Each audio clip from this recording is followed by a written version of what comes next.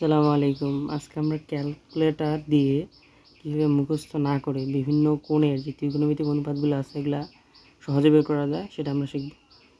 তো ত্রিকোণমিতিক যে অনুপাত সেটা কিন্তু 6টা।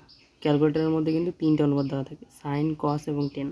এই 3টা জানলেই কিন্তু আমরা বাকি যে 3টা আছে এটা কিন্তু বের করে ফেলতে পারবো। যেমন কসেকের ক্ষেত্রে কী হয়, কসেক থিটা ইকুয়াল যে 1/sin থিটা, তো সাইন থিটার মান না থাকলে কসেক থিটার মান বের করা যাবে। আবার সেক থিটার ক্ষেত্রে 1/cos থিটা, তো কস জানলে আমরা সেক বের করতে পারবো। আর টেন থিটার ক্ষেত্রে কি সাইন থিটা ডিভাইডেড কি কস থিটা। তো টেন থিটা যদি আমরা জানি তাহলে কট থিটা বের করতে পারবো, কারণ কট থিটা কি 1/10 থিটা। তাহলে টেনের মান জানা থাকলে কটের মান বের করা যাবে। তো আমি এখানে 3টা যে ত্রিকোণমিতিক অনুপাত এবং যেগুলো মানগুলো বেসিক্যালি বইয়ের মধ্যে দেওয়া থাকে, যে মানগুলো বের করতে বলে অনুপাত আকারে, সেগুলো রেখে রাখছি। যেমন এখানে সাইন 0 ডিগ্রি, তাহলে সাইন 0 ডিগ্রি আমরা এমএস ক্যালকুলেটারে সলভ করবো। কীভাবে সলভ করতে লাগে, তাহলে এমএস ক্যালকুলেটারে যদি আমরা সলভ করি তাহলে সাইন 0 ডিগ্রি, তাহলে কিন্তু 0 পেয়ে গেলাম, এটা কিন্তু কোনো সমস্যা নেই, 0। এরপরে আমরা সাইন 30 বের করবো। তাহলে সাইন 30 বের করতে হলে কী করতে হবে, সাইন এরপরে লিখবো কি 30 ইকুয়াল আসলো। এখন এটা অনুপাত আকারে আসলো না, আমরা কী করবো, এটাকে আমরা প্রথমে স্কোয়ার করবো। তাহলে স্কোয়ার যদি করি তাহলে ইকুয়াল চাপ দিলে কত হবে 0.25। এরপরে আমরা এবিসি করবো। এই যে এবি বাই সি, যে এই অপশনটা আমরা ক্লিক করব।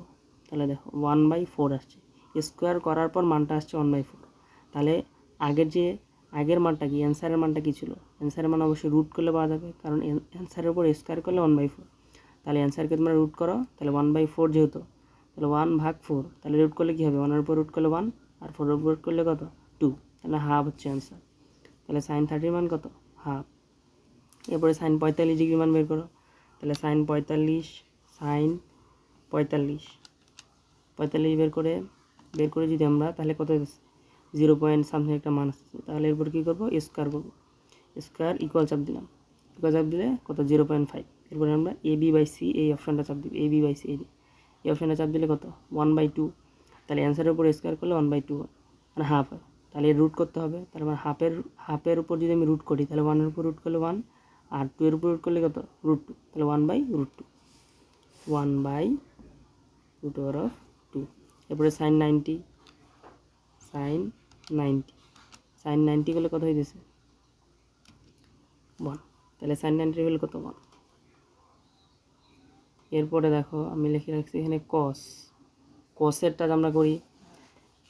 কসের ক্ষেত্রে দেখো সাইন কস 0 ডিগ্রি, তাহলে কস 0 ইকুয়াল কত 1, কস 0 ইকুয়াল হচ্ছে 1।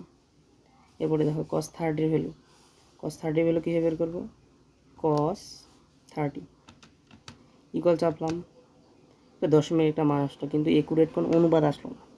এখন কি কাজ করবো, এই এক্সের উপর যে স্কোয়ার এই অপশনটা চাপবো। স্কোয়ার চাপলে দেখো অ্যান্সারের উপর স্কোয়ার চলে আসছে, ইকুয়াল চাপলাম। এখন দেখো 0.75, এটা কিন্তু অনুপাত আকারে আসে। তাহলে এবি বাই সি চাপবো। এখন দেখো 3/4 চলে আসছে, মানে অ্যান্সারের উপর স্কোয়ার দেওয়ার পর 3/4। তাহলে কী করতে হবে, মানে অ্যান্সার পাইতে গেলে অবশ্যই রুট করতে হবে, করলেই তো অ্যান্সার পাবো। তাহলে 3/4 এ রুট করলে কী হবে, উপরে √3 চলে যাবে, আর নিচে কত √4, কারণ এই চিহ্নটা কি ভাগ চিহ্ন। তাহলে 3/4, তাহলে উপরে √3 চলে যাবে, নিচে কত √2, √4, তাহলে 4 রুট করলে কত 2, তাহলে √3/2 অ্যান্সার, √3 ডিভাইড কত 2। এরপরে দেখো, এরপর হচ্ছে আমাদের cos 45 ডিগ্রি মান, cos 45, তাহলে আমরা cos যদি আমরা 45 বের করি ইকুয়াল চাপো। এরপরে আবার এই এক্সের উপর স্কোয়ার চাপো, ইকুয়াল চাপো। এরপরে কি এবিসি 1/2 মানে হাফ, এই চিহ্নটা মানে কি হাফ, তাহলে হাফের উপর করলে কত 1/√2, 1/√2। এরপরে cos 90 চাপো, cos 90 ইকুয়াল কত 0। এখানে সাইন 60 এবং cos 60, tan 60 এগুলো আমি লিখি নিই, তোমাদের কাজ হবে এগুলো বের করা নিজে নিজে পারতেছো কিনা দেখবা। এরপরে দেখো tan 0 কত 0 মান চলে আসলো। এরপর হচ্ছে tan 30, তাহলে tan 30 যদি চাপি ইকুয়াল চাপো, দশমিক একটা মান আসতেছে, কী করবা, এরপরে এক্সের উপর স্কোয়ার চাপবা, এরপরে ইকুয়াল চাপবা। এরপরে এবিসি দেখো 1/3, এই চিহ্নটা মানে কি হাফ, ভাগ চিহ্ন। তাহলে 1 ভাগ কত 3, তাহলে রুট করতে হবে। তাহলে 1/3কে রুট করলে কত 1/√3 হবে। 1 স্কোয়ার করলাম, তাহলে কী হলো 1/3, তাহলে 1/3 যদি হয় তাহলে এর আবার রুট করতে হবে। তাহলে রুট যদি আমরা করি তাহলে কী হবে, 1-এর উপর রুট করলে 1, আর 3-এর উপর রুট করলে কত 1/√3, 1/√3 কত 3, মানে অ্যান্সারের উপর স্কোয়ার আসে ওইটাকে জাস্ট রুট করে দিবা।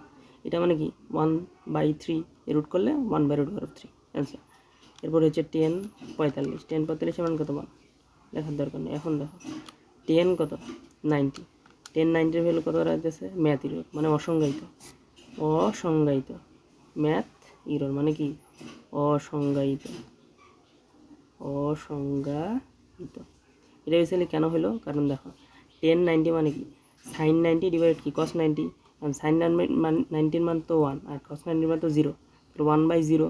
এখন আমরা কি করি, যেমন ধরো এখানে 4/2 লিখলাম, তাহলে 2 এর সাথে কত গুণ করলে 4 হবে, 2 গুণ করলে, তাহলে অ্যান্সার কত হলো 2। এখন 0 এর সাথে কত গুণ করলে তুমি 1 পাবা। এখন দেখো সাইন 90 যদি আমি লিখি এখানে, তাহলে কত হবে, সরি 10 90 ইকুয়াল কত সাইন 90 ডিভাইড কি কস 90, তাহলে সাইন 90 মান 1 আর কস 90 মান 0, অর্থাৎ 0 এর সাথে কত গুণ করলে 1 পাবো, এটা আমরা জানি না তো।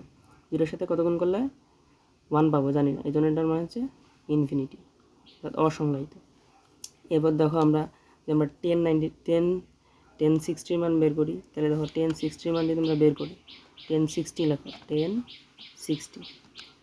60 ইকুয়াল যদি আমরা চাপি, দেখো এটা দশমিকে মান আসতেছে, ওর স্কয়ার চাপলা ইকুয়াল চাপলা, দেখো 3, শুধু 3 আসতেছে, মানে 3 নিচে কি 1 আছে, 1 ভাগ অবস্থায়, তাহলে অ্যান্সারের উপর স্কয়ার করলে এটা পাওয়া যায়, তাহলে রুট করলে এটা অ্যান্সার হবে। তার মানে 10 60 ভ্যালু কত হবে √3, অর্থাৎ অ্যান্সার যেটা হবে সেটার উপর রুট করতে হবে, তাহলে √3 হবে অ্যান্সার।